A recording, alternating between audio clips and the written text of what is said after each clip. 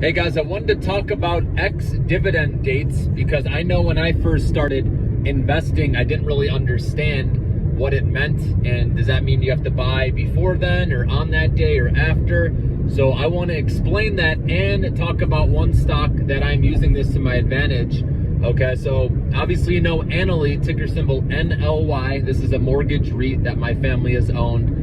My grandma's owned it for over 20 years, my dad over 10. For me, I've been over 5 years now, okay? And we have this set up where the 13 to 14% dividend goes right to our bank account. So we don't care what the stock price does. And after about 8 to 9 years, when you factor in taxes, you're playing with house money. Because if you take 13%, let's just use that dividend, right? Times about 8 years, that would get you to 100%, right? And obviously you factor in taxes that you pay on that. That would be about, we'll call it 9 years, okay? And then you're playing with house money, and it's great having that money coming in as like a second income or passive income. That's how you have to look at it.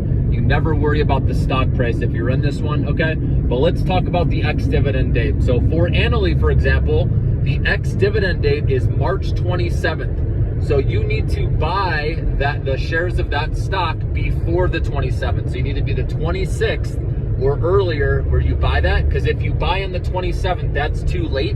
That's why it's called the ex-dividend date, okay?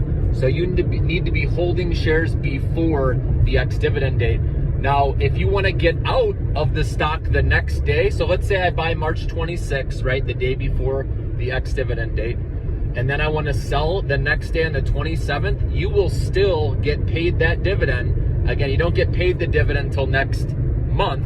Okay, so that would be the beginning of May, okay, when you actually get paid the dividend, okay? But you still, even if you're out of the stock the next day on the ex-dividend date, you will still get paid that dividend. So I like this because it allows me to buy right before the ex-dividend date, and then I can sell it on that day or later.